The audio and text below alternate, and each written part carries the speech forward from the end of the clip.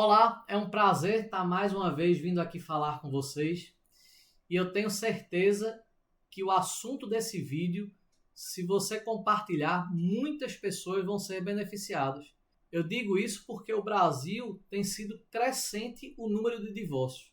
E um dos principais motivos para haver divórcio no Brasil são questões financeiras. O IBGE fez um levantamento em 2018, onde 60% dos divórcios tiveram como um dos maiores causas as questões financeiras. E o Serasa também fez outro levantamento dizendo que 53% dos brasileiros afirmam que o dinheiro é o principal motivo de briga nos relacionamentos amorosos. Sem contar que decisões tomadas por impulso é frequente motivo de desentendimento.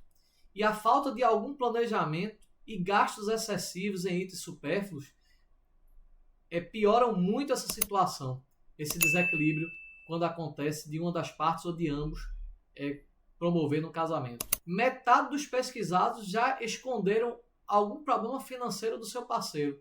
E ainda nesse mesmo levantamento da Serasa, 4 em cada 10 brasileiros já ficaram com o nome sujo por causa do parceiro e 45% desses ficaram com as dívidas e ainda perderam o parceiro. Quer dizer, todo o sacrifício que foi feito, eu posso dizer que foi em vão, porque você não salvou seu casamento.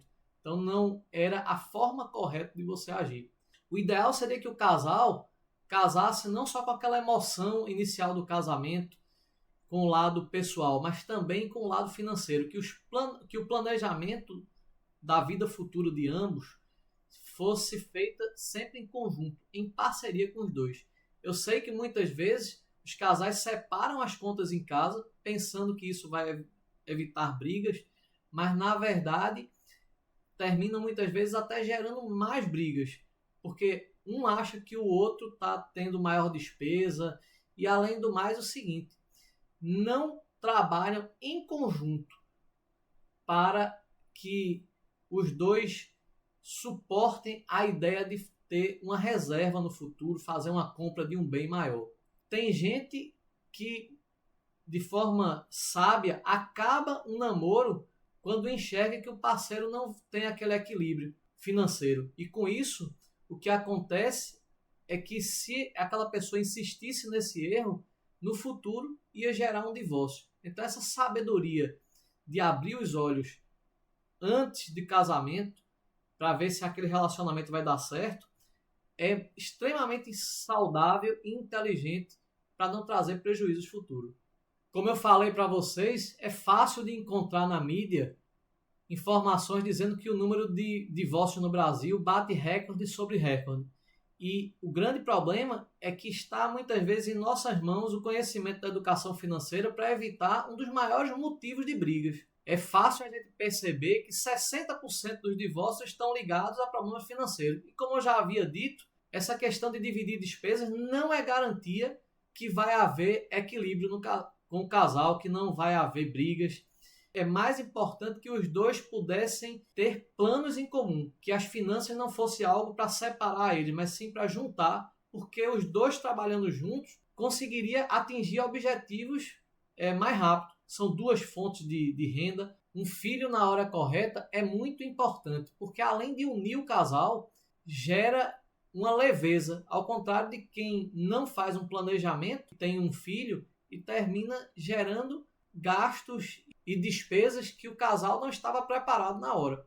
Se 50% das brigas entre casais tem motivos financeiros, está na mão da gente resolver 50% desses problemas. Porque a economia do desamor gera grandes perdas. Por deixar perder 77% do patrimônio, imagina você que juntou uma vida inteira para comprar um imóvel, para formar um fundo para sua aposentadoria e de repente tudo isso ser dividido e quem é que vai morar em meio apartamento? Quem é que vai... que é que adianta você ter só meio fundo de pensão? Né? Não vai resolver para nenhum dos dois. Então é muito importante entender o impacto que tem o divórcio, onde seria muito mais inteligente a gente tentar recuperar essa relação. Esse deveria ser o maior esforço, né, para trazer o cônjuge para o mesmo ideal e voltar àquele primeiro amor que a gente tinha. Não pense que esses impactos só acontece para quem é mais pobre. Mesmo para quem tem mais recursos financeiros, quando a gente vai ver, sofre perrengues com isso. Está aí um exemplo claro de pessoas que ou diminuíram o seu patrimônio, mesmo sendo muito ricos, ou que hoje enfrentam problemas financeiros certamente agravados por uma situação de divórcio. E aqui tem um ponto muito importante que é comum a gente ver nos dias atuais, é a infidelidade financeira. São parceiros que não têm transparência ou entre ambos ou um deles não demonstra essa clareza nas suas despesas, quanto é que você ganha. Porém, esse não é um bom caminho. É melhor, na minha opinião, a transparência. Você dizer, olha, eu tenho isso, mas a gente não pode gastar assim porque a gente tem que ter um planejamento. É olhar olho no olho e pensar nisso de maneira que ambos consigam entrar na mesma linha de raciocínio, na mesma frequência, para que monte uma reserva financeira, para que compre um bem futuro, para que planeje uma aposentadoria. Isso é um ponto muito importante. Para isso, a gente precisa ter clareza. O outro precisa confiar na gente. Se a gente não confia no outro, nem para dizer onde a gente está gastando dinheiro e quanto a gente ganha, como é que isso vai dar certo numa relação? A relação tem que ter, por princípio, a confiança. E quando a gente entende que não ter uma educação financeira, não ter um planejamento, eleva e muito o risco de um divórcio, eu também queria deixar para vocês uma solução, que muitas vezes é preciso se repensar.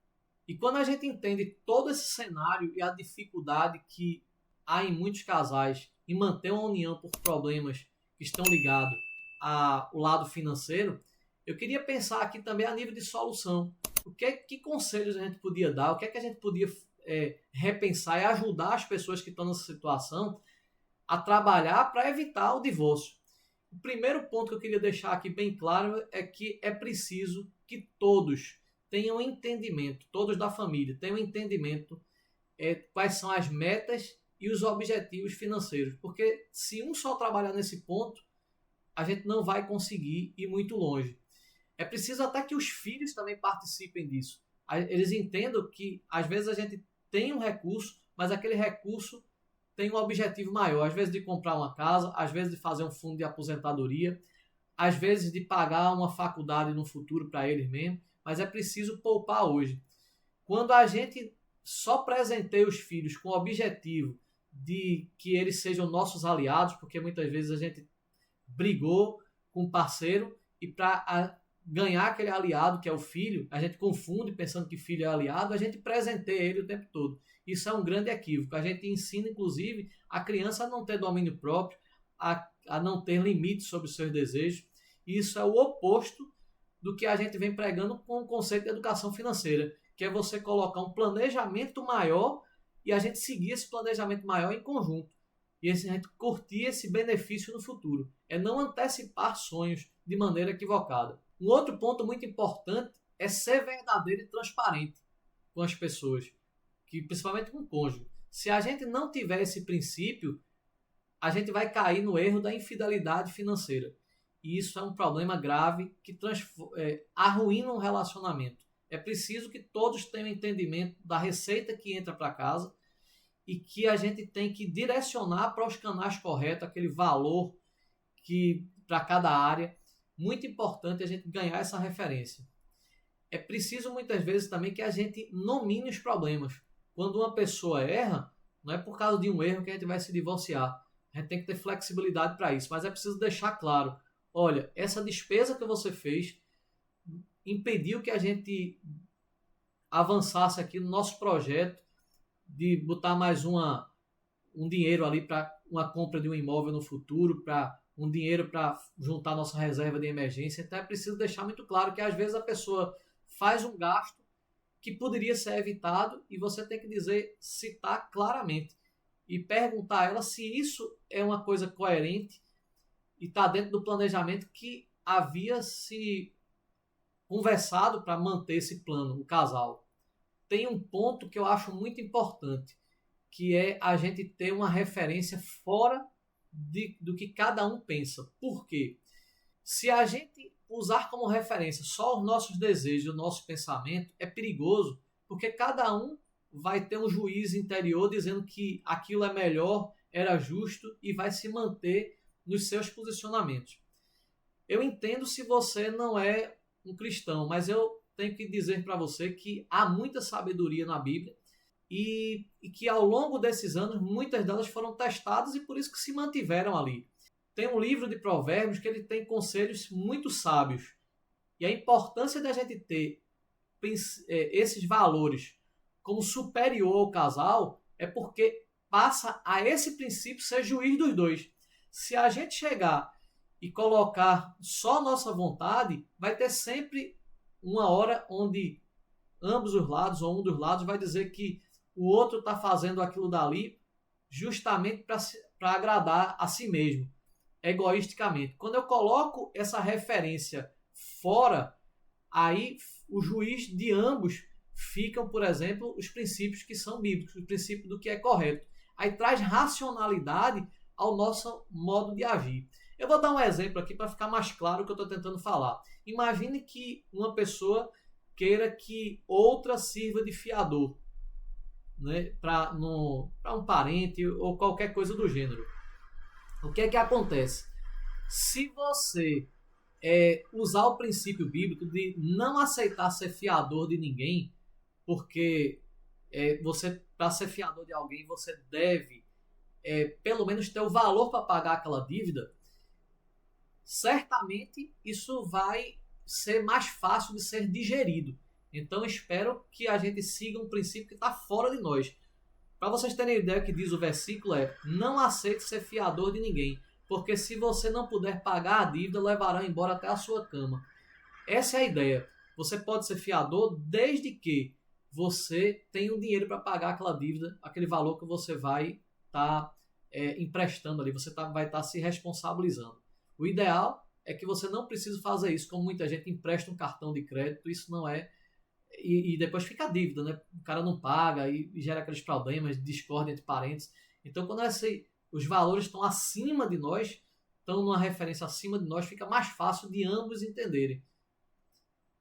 Aprenda a compartilhar também seus sonhos. Por quê? Porque quando você compartilha seus sonhos, muitas vezes o outro quer te agradar e fica mais fácil de montar não só o orçamento, um orçamento mais humano, que vocês possam equilibrar entre a vida no hoje e o planejamento para que você tenha um recurso no futuro, o seu eu do futuro também conseguir passar com suavidade pelos momentos difíceis. E por último, eu queria falar que tenha controle de suas despesas. Faça um orçamento. Foi o que eu fiz em um dos vídeos aí que você pode pegar no canal. Se você não fizer um orçamento das suas contas para saber se você vive conforme seu padrão, infelizmente a tendência é você ter dificuldades. Então eu espero que você aprenda e saiba qual é o tamanho do que você pode gastar e viva pelo menos um degrau abaixo disso, que você vai ter mais sucesso e vai evitar motivos de discórdias no seu casamento e que levem ao divórcio. Eu espero que você tenha gostado. Se você achou útil o conteúdo desse vídeo, compartilha, porque tem muita gente que vai precisar dessas palavras e às vezes já está sintetizado aqui, você levando para ele, pode ser que você evite um divórcio, pode ser um amigo seu, pode ser um parente, e é esse o meu desejo, que a gente transforme o mundo e o mundo consiga ter famílias mais sólidas. Um forte abraço para vocês e até a próxima.